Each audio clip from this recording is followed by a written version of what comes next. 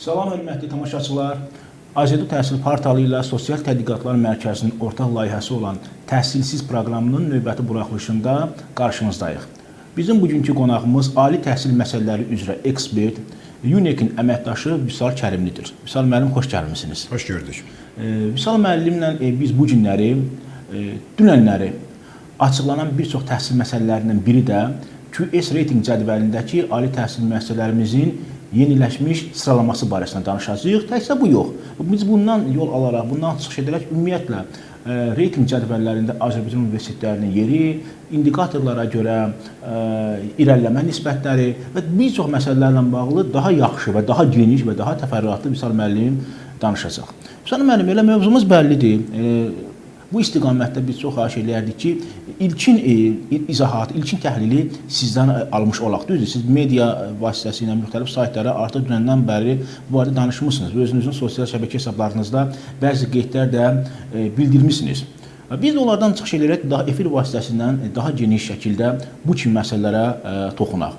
İlk dəfə olaraq Elm və Təhsil Nazirliyinin bildirdiyi kimi bu sıralamada bizim 6 universitetimiz yer almış oldu. Və onlardan üçü ilk dəfə olaraq həmin bu sıralamada necə deyim ki, nümayiş olundu və bundan əvvəl həmin universitetlər yox idi. Bu kimi faktlarla bağlı sizin mövqeyinizi biz bilmək istərdik. Ümumiyyətlə bunun perspektivləri nədir və qarşıdakı hədəflər nə olmalıdır? Təşəkkür edirəm dəvətə görə. Çox maraqlı və günün tələblərinə olan sual mövzudur. Deməli, reytinglər. Ümumiyyətcə dünyada reytinglər necə qəbul edilir? Reyting nədir? Və reytingin ölkəyə və universitetlərə faydası nədir? Sualına cavab tapmağa çalışaq. Birinci, reytinglər, dünyada ən məşhur olan reytinglər QS reytingidir, Times Higher Education'ın reytingidir, yəni Z dediyimiz reytingdir və bir də Şanxay reytingidir. Amerika üçün isə US News reytingidir ki, bunlar dünyada ən populyar reytinglərdən hesab edilirlər. Doğrudur ki, US News ranking daha çox Amerikanın lokal reytingidir. Digəri isə QSD və Şanxay reytingləri isə daha qlobal bir məkandan təmsil edilirlər. Reytinglər, ilk öncə demək istəyirəm ki, hər kəs bunu anlasın, reyting keyfiyyət deyil. Bunu bir mənalı olaraq qəbul etmək lazımdır. Bu bir aksiomadır, artıq hər kəs tərəfindən qəbul edilir və qəbul edilməlidir də. Amma reytingsiz də olmur, reytinglə də olmur düşüncəsi belə bir ifadə işlətmək istəyərdim. Reyting universitetlərin, mən dolayısıyla universitetlərin deyil, ölkələrin tanıtımı və reytingidir və onun görüntüsüdür. Bu çox önəmlidir. Sadə bir misal deyəcək, artıq reytinglər universitetləri onların sərhədlərini aşıb dünya ölkələrin reytinginə çevrilibdir, mən deyərdim. Yəni, əgər bizə sual vermək istəsələr ki, biz harada oxumaq istəyirsiniz və yaxud da hansı ölkədə oxumaq istəyirsiniz, harada təhsil almışsınız və yaxud da onlar birbaşa oxuduqları universitetdən öncə oxuduqları ölkəni qeyd edəcəklər. Yəni, mən İngiltərədə təhsil almışam, mən Amerikada təhsil almışam, mən Almaniyada təhsil almışam. Artıq universitetlər ikinci sıraya keçibdir. Əvvəllər bu belə deyildi. Əvvəllər universitetlər fərdi şəkildə adlandırılırdısa, indi artıq bir ölkənin reytinginə çevrilibdir. Mövcud adlarını qeyd etdiyimiz reytinglərin nəticələri. Və reytinglər daha çox xaricdən tələbə cəlb eləmək üçün hədəflənibdir. Bu bir mənalı olaraq. Əgər diqqət etsək, reytinglərin açılıma, elan edilmə tarixlərinə biz diqqət eləsək, hər zaman baxırıq ki, bu tələbə qəbulu dönəminə təsadüf edir. Yəni, bizdə, xüsusilə bizim ölkədə və dünyanın əksər ölkəsində artıq imtahanlar bitib və yaxud da bitmək üzrədir. Artıq yeni tədris ilinə hazırlıq dönəmi başlayıbdır və reytinglər açıqlanır. Demək, burada hədəf reytinglərdə həm yerli tələbələri cəlb etmək, həm də xarici tələbələri cəlb etməkdir. Hədəfi, yəni məqsəd budur. Bəli. Universitetlərin görününtülüyünü aydınlaşdırmaq, görünürlüyünü dünyaya elan eləmək. Qeyd etdiyiniz kimi, dünən, daha doğrusu bugün səhər tezdən bizdə də elan olundu ki, artıq bizim 9 universitetimiz reytingdədir və reytingdə olan universitetlərimizin biri artıq top 700-dədir. Bu çox yaxşı bir nəticədir. Bakı Dövlət Universiteti, bəli. Digər 3 universitetimiz isə top 700-dədir. Bu çox yaxşı bir nəticədir və yeni universitetlərimiz var. Yeri gəlmişkən bütün universitetlərimiz reytinqlərdə, QS dünya reytinqində yer tutan universitetlərimizin təbrik edirəm. Burada böyük bir zəhmət və komanda işi gedibdir. Doğrudan da bunu bilənlər bilir ki, bu o qədər də asan bir proses deyil və bunun planlanması illər çəkir. Yəni burada təkcə bir reytinqdə sənəd daxil etmək deyil, eyni zamanda sizin elmi nəticələriniz, sizin elmi çap olunmuş müxtəlif elektrik bazarda çap olunmuş məqalələrinizə verilən istinadlar, onun Hirsch indeksi, məzunlardan gələn səslər, sahibkarlardan və yaxud da işə götürənlərdən verilən səslər və yaxud da eyni zamanda da dünyadakı xarici alimlərdən də sorğular əsasında formalaşan bir reytingdir. Amma vacibdir ki, bunu qeyd edək ki, təxminən 60%-ə yaxın nəticə artıq elmdən gəlir. Elmi istinadlardan, elmin belə deyək, çapından və təbii ki də mütləq şərtli indikatorlardan biri daha çox nəticə gətirən sizin beynəlxarici əməkdaşlarla çap etdirdiyiniz birgə məqalələrin sayı və onlara verilən indekslər. Bu artıq elmdə beynəlmiləşməni hədəfləyən bir istiqamət kimi qəbul edilir. Deməli, müəllim, siz çıxışınızda 2 detal mənim xüsusi diqqətimi çəkdi. Birincisi bir tezis kimi. Reyting keyfiyyət deyil amili.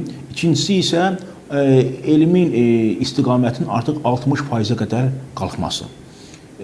Və bizim universitetlərimizdə hazırda o siyahıda 9 universitet var, 6-sı əvvəldən var idi, 3-ü yenidən əlavə olundu və onların həmin siyahıda irəliləməsinə və yaxud yenidən daxil olmasında bu elmi göstəricilərin inkişaf mexanizmi nə qədərdir? Ümumi dediniz, bəli, öz yerində. Söhbət sırf bizim 9 universitetdən gedir. Anladım.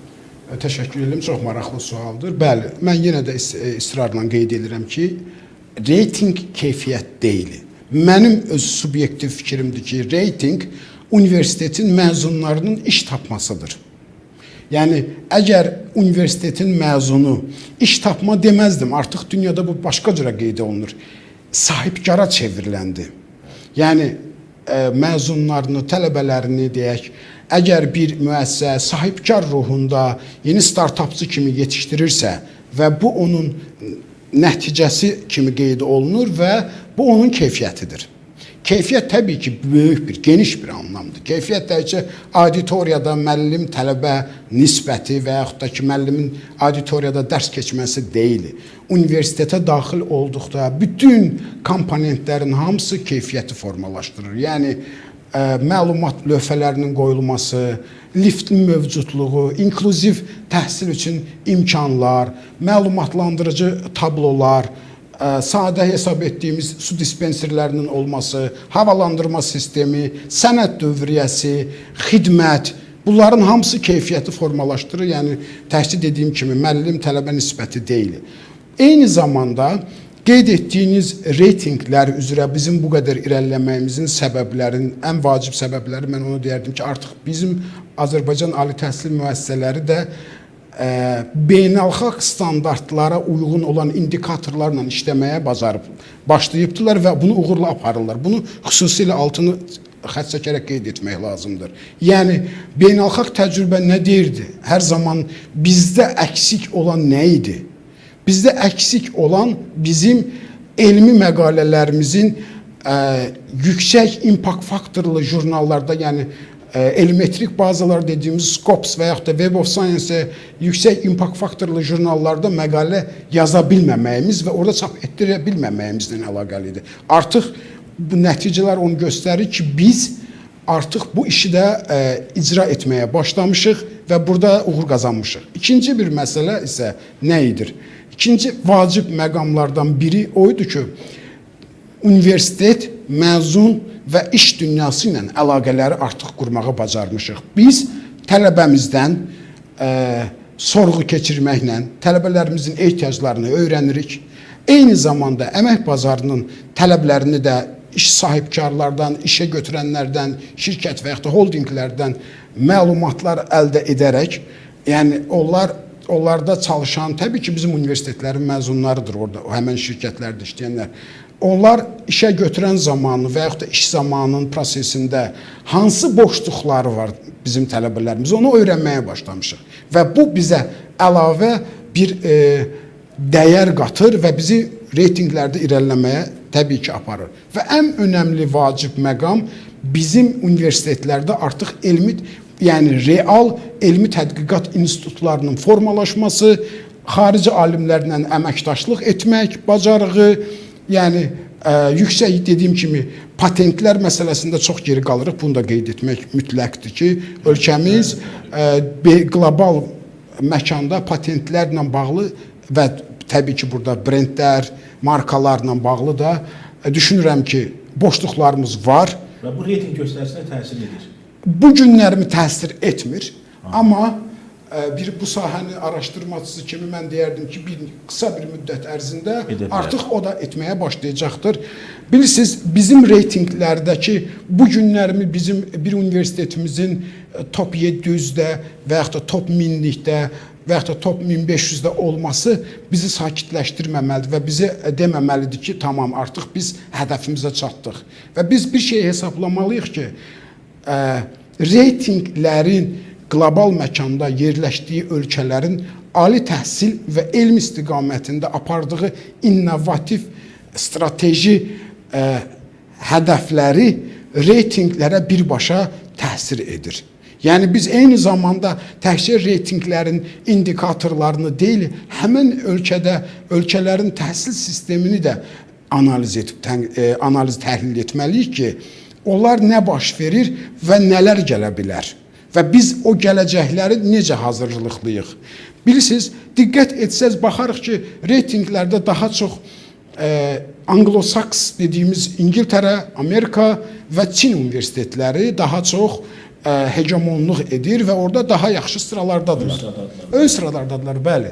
Bunun səbəbi var. Niyə? Yəni, dünyanın digər ölkələrinin universitetləri onlardan geri mi qalır? Bu əsla belə deyil. Sadəcə olaraq qısa müəyyən bir müddətdir, onlar öz indikatorlarında, yenə deyirəm, öz ölkələrindəki təhsilin innovativ və strateji hədəflərinin indikatorlarını ora əlavə edirlər. Digər ölkələr ora çata bilmir. Yəni, onlar öncədən hazırlıq işlərini görür, o istiqamət üzrə çalışır, sonra onu reytinqə verir, o bizim üçün yeni olur. Burada digər ölkələrin... Amma onlar üçün yeni olmur. Onlar üçün yeni olmur, xeyr, onlar üçün yeni olmur. Çünki onlar o prosesi artıq bilirlər. Yəni, ona hazırlıqlıdırlar.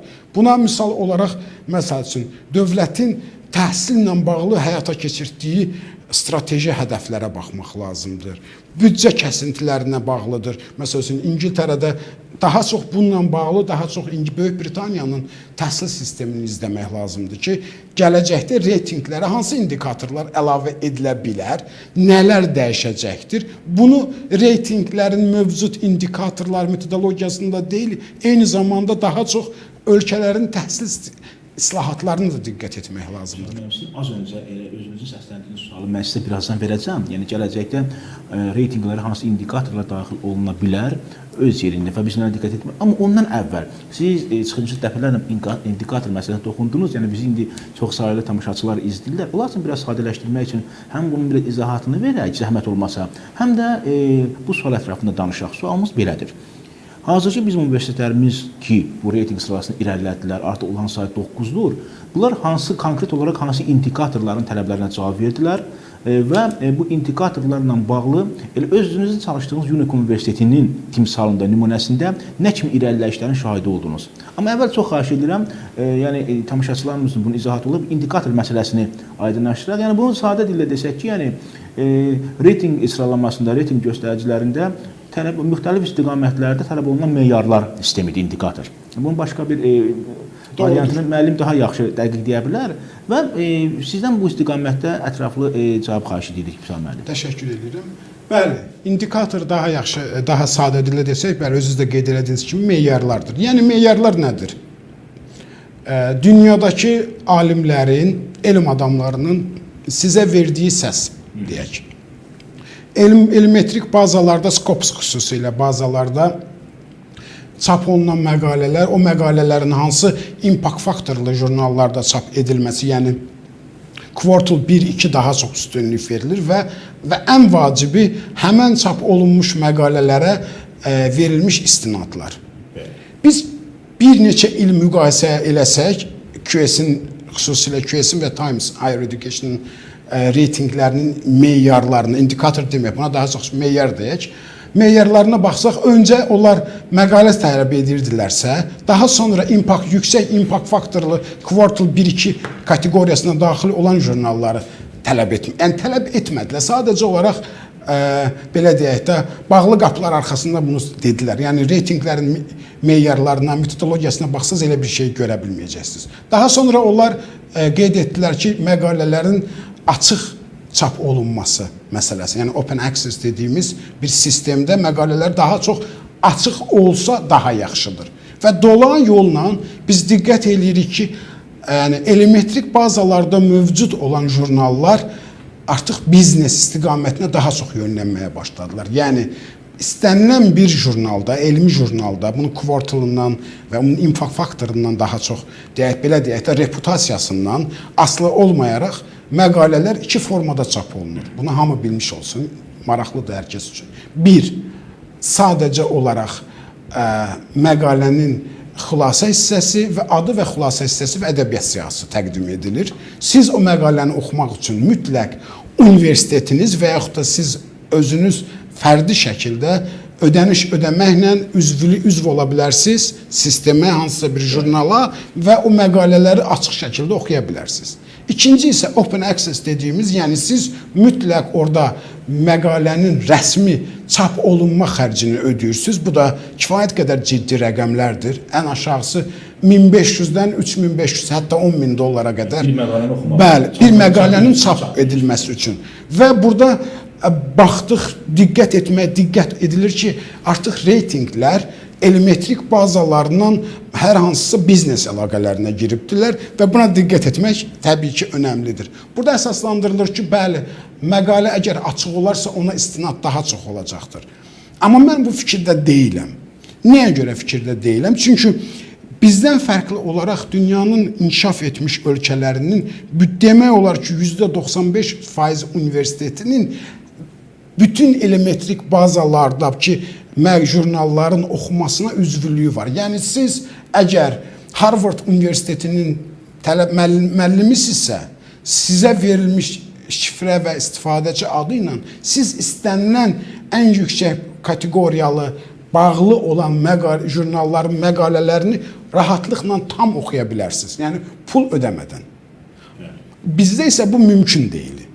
Bizim universitetlərimiz burada bəzi maliyyə çətinliklərindən üzləşirlər və doğrudan da bu az bir məbləğ də deyil.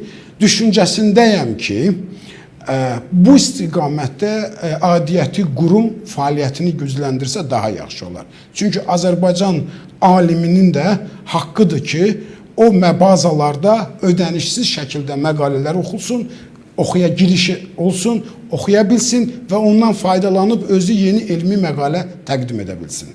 Yəni, bu əsas bizim diqqət etməli olduğumuz gələcəkdəki yerimizin müəyyən edilməsidir. Və digər bir məsələ, bayaq da qeyd elədim, məqalə sayı və yaxud da məqalə çap etmək əhəmiyyətli deyil artıq. Əvvəllər bu çox əhəmiyyətli idi. Daha sonra yeni indikator gətirdi, yeni meyar, yeni bir tələb gətirdilər. Mütləq Hirsch indeksi dediyimiz bir indeksdə formalaşmalıdır. Və burada ali təhsil müəssisələri doğrudan da ciddi şəkildə bəzi çağırışlarla üz-üzədir. Bu çağırışlar nələrdir? Bayaq verilişin əvvəlində də qeyd elədim. Dünyada qlobal olaraq 3 əsas reyting, QS, D, bir də Şanxay. İndi diqqət eləyək bazalara. QS ilə Times Higher Education dediyimiz Z, Scopus'un bazasından, yəni Scopus'a indekslənən məqalələrə verilən istinadlar və onların sayına görə bazanı elm istiqamətini oradan götürür. Şanxaya baxsaq, onlar Web of Science-dən götürür. Yəni biz indi nə etməliyik? Universitetlər ciddi çağırış qarşısındadır. Yəni doğrudanmı bizə, yəni bu biz tək Azərbaycan üçün demirəm, bunu dünya üçün deyirəm. Yəni burada insanlar qalıbdılar, doğrudan da çıxılmaz iki yol arasında qalıb, dilema qarşısında qalıblar ki, biz harda bəzi universitetlərimiz var ki, hər iki bazaya üstünlük verir. Digərləri isə baxırıq ki, daha çox yerli universitetlərdən bəziləri Web of Science-ə o qədər də önəm vermir. Daha çox Scopus bazasına yönlənir. Bəzi universitetlərimiz hər iki bazanı qəbul edir. Qəbul edir dedikdə, təbii ki, mükafat və müəllimin fərqləndirmə, diferensial dediyimiz bir sistemdə qiymətləndirməklə eyni zamanda əməkdaşlarını, elm adamlarını maraqlandırır, onları motivasiya edir ki, onlar elmi fəaliyyətlərini davam etdirsinlər. İndi keçək müəllim, bayaq səsləndirim növbəti suala. Mövcud indikatorlardan danışdıq, daha doğrusu meyarlardan. İndi bu ifadəni o ifadəni əvəz edək. İndi sizin az öncə özünüz tərəfindən səslənən növbəti bir sual oldu ki, gələcəkdə daha da yaxşı irəliləmək üçün hansı əlavə meyarlara üstünlük vermək lazımdır? Söhbət təbii ki, bizim yerli universitetlərdir. Təbii. Mən düşüncəsindəyəm ki, ən birinci bizim önəm verməli olduğumuz indikator və yaxud da meyar xaricdən tələbə cəlb edilməsi məsələsidir. Mən düşünürəm ki, bizim potensialımız var ölkə olaraq. Bizim təhsilimizin doğrudan sözün əsl mənasında keyfiyyəti də var. İnfrastrukturda bəzi çətinliklərimiz var, bu doğrudur. Müəyyən fakültələrin, ixtisasların, xarici dildə ixtisasların açılmasında müəllim kadr çatışmazlığımız varmı? Var. Amma düşüncəsindəyəm ki, bizim birinci hədəfimiz xarici tələbə sayını artırmaqdır. Onsuz da bu reytinglərin əsas hədəfi, məramı ölkəyə daha çox xarici vətəndaşın təhsil almağa cəlb eləməkdir. Amma biz reytinglərdə irəliləməyimiz yalnız və yalnız mövcud belə deyək də, az inkişaf etmiş ölkələrdən tələbə cəlb etməklə kifayətlənəcəksə, biz reytinglərdə irəli getməyəcəyik. Bizə daha çox keyfiyyətli dediyimiz Avropa tələbəsinin gəlməsi də, sayının artması bizim üçün böyük bir önəm kəsb eləyəcəkdir. Bu çox önəmlidir və biz reytinglərə nə üçün pul xərcləyirik? Yəni doğrudan da biz ölkə olaraq, alimlər olaraq, universitetlər olaraq müxtəlif reytinglərdə, müxtəlif reytinglərin alt qollarında iştirak etməklə bəziləri bunların iştirak etmək üçün pul ödəməlisiniz. Yəni QS-in Stars proqramında, ulduzda yeri gəlmişkən 3 universitetimiz 5 ulduz aldı. Yəni 5-dən 5 ulduz aldı. Bunlar Bakı Dövlət Universitetidir, Azərbaycan Dövlət İqtisad Universiteti və bir də Texnik Universitetidir. Hər üçün təbrik edirik. Bəli, əlbəttə. Bu QS qlobal dünya reytinginə çıxmaq üçün bir qapı idi. Diqqət edirsinizsə, yenə də burada da reyting təşkilatlarının maliyyə müəyyən biznes maraqları var. Mən bunu tənqid etmirəm. Bu təbiidir. Bu tək bizim ölkə üçün deyil ki, dünya üçündür. Amma biz pulu niyə xərcləyirik? Biz maliyyəni ona görə xərcləyirik ki, ölkəyə daha yaxşı keyfiyyətli tələbənin gətirməsinə nail olaq və dolayısıyla iqtisadiyyatımıza investisiya gətirmiş olaq. Bura oxumağa, Azərbaycana oxumağa gələn tələbə təhsil haqqı ödəyəcəkdir. Onun məişət xərcləri önəmlidir, xərcləri çıxacaqdır. Eyni zamanda və ən vacibi mən deyərdim, o həmən gələcək xarici tələbə ölkəmizin bir diplomatına, bir təmsilçisinə çevriləcəkdir. O öz qayıdıb getdikdən sonra bizim ölkə ilə bağlı müəyyən fikirlərini bildirəcəkdir və o fikirlər əsasında da verilişin əvvəlində də qeyd etdim, ölkə brendi yaranacaqdır. Biz diqqət etsək, bu proses təkcə universitetlərin reytingindən başlamayıbdır. Bir çox Avrovizyon, ondan sonra formula, bəzən insanlar narahatlıq keçirdirlər formula tədbirlərinin keçirilməsi ilə bağlı. Amma hər kəs bunu anlamalıdır və anlamağa da çalışmalıdır ki, bu bir tədbir deyil sadəcə olaraq. Bu ölkənin tanıtımıdır. Bu ölkənin adının dünyadakı xalqların, ölkələrin yaddaşlarına yazmaqdır. Bu bir sadə bir tədbir deyil. COP29-da qeyd etmək lazımdır. Ölkə, yəni reyting təkcə QS-də hansısa meyarları, sənədləri doldurmaqla, hansısa rəqəmləri əlavə etməklə bitmir.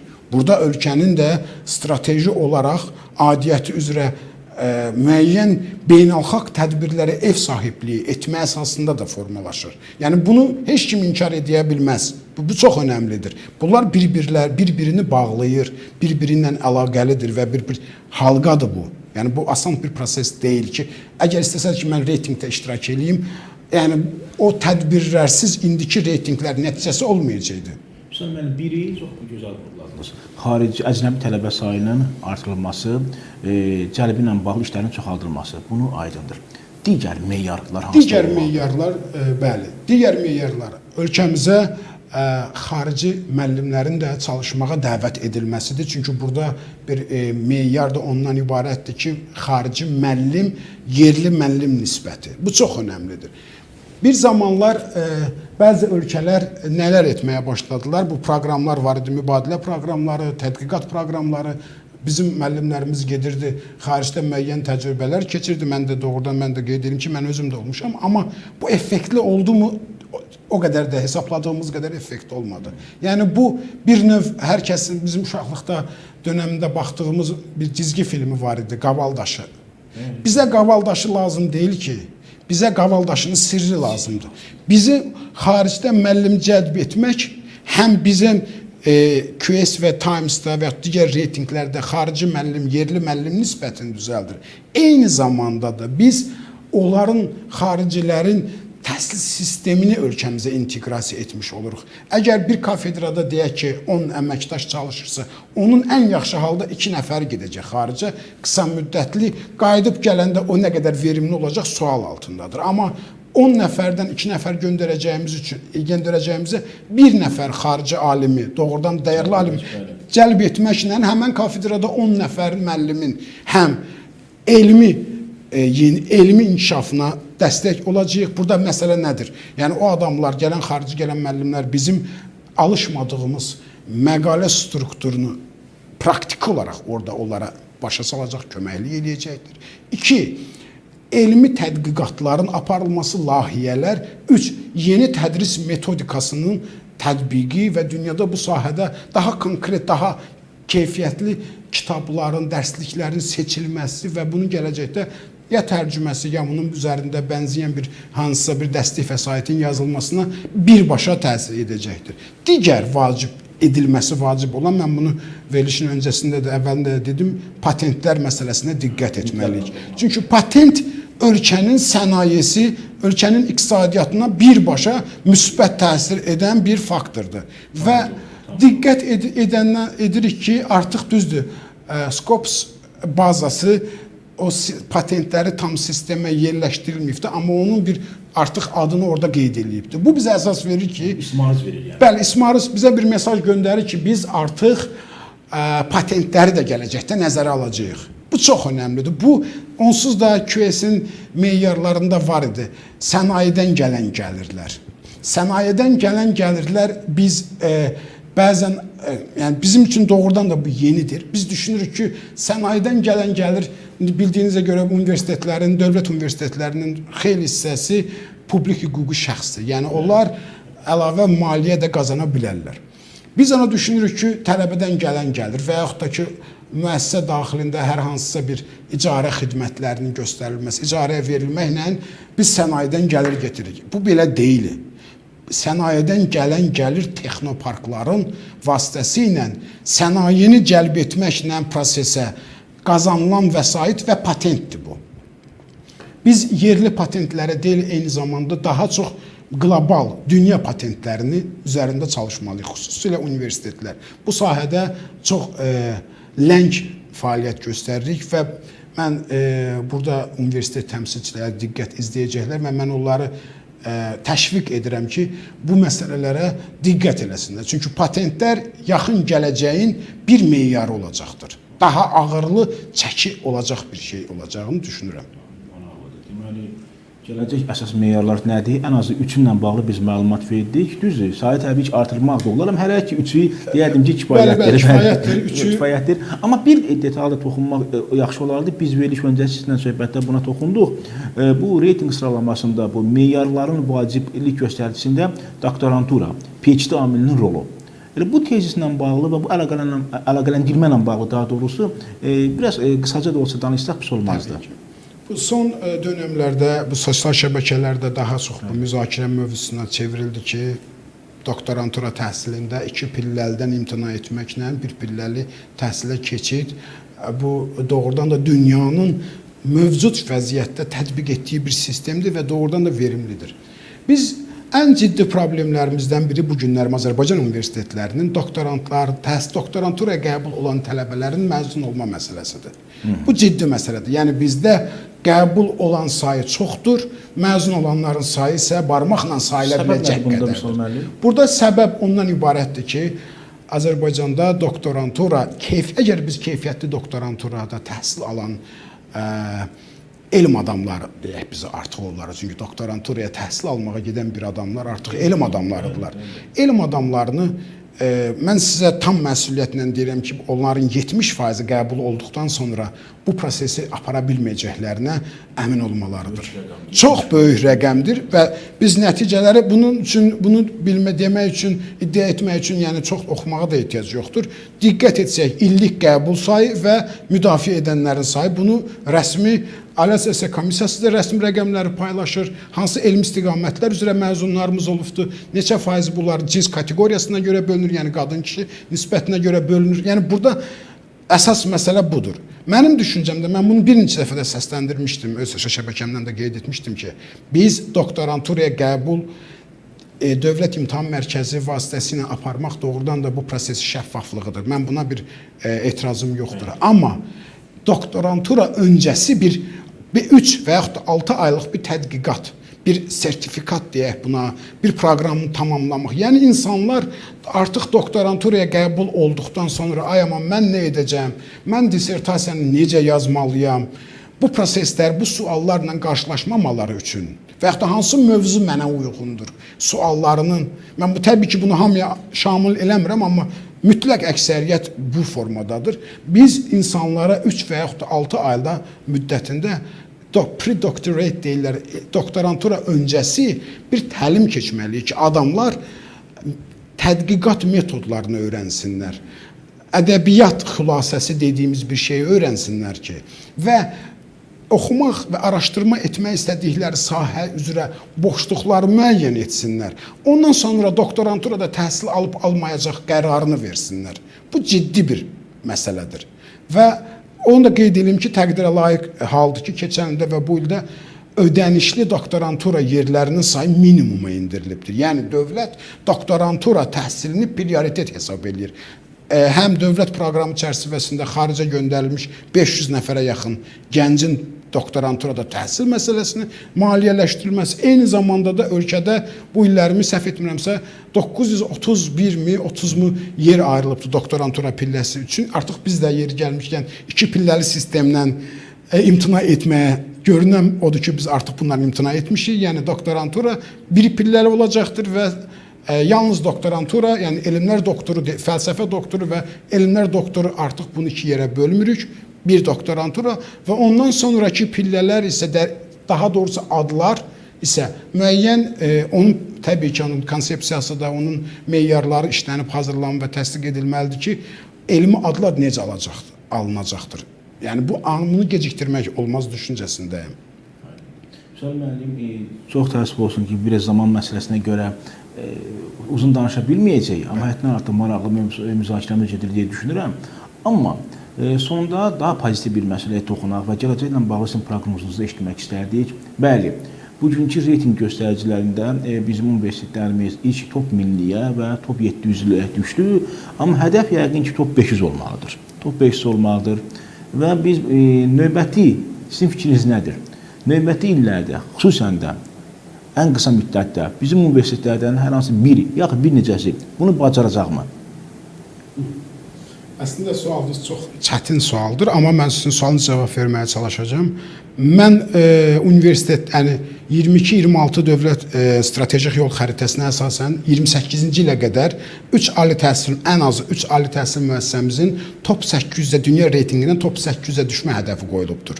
Yəni bu ciddi bir çağırışdır və bu bir öhdəlikdir bütün universitetlər üçün, Elm və Ali Təhsil Nazirliyi üçün. Yəni bu ciddi bir çağırışdır və aidiyyəti üzrə qurumlar bu istiqamətdə çalışırlar. Mən düşünürəm ki, mən bu sahədə nikbinəm. Düşünürəm ki, biz reytinqlərdə növbəti illərdə öz yerimizi daha da yaxşılaşdıracağıq. Amma biz sadəcə olaraq inanmaqla deyil, eyni zamanda da işləmək lazımdır. Bu istiqamətdə ciddi əlaqələri planlı şəkildə işlənilməlidir. Elə edilməlidir ki, doğrudan da bu reytinqlərə çəkilən xərc və zəhmətin bəhrəsini görə bilək. Sadəcə olaraq reytinqləri də çıxdıq, bitdi, getdi deyə olmamalıdır düşüncəsində.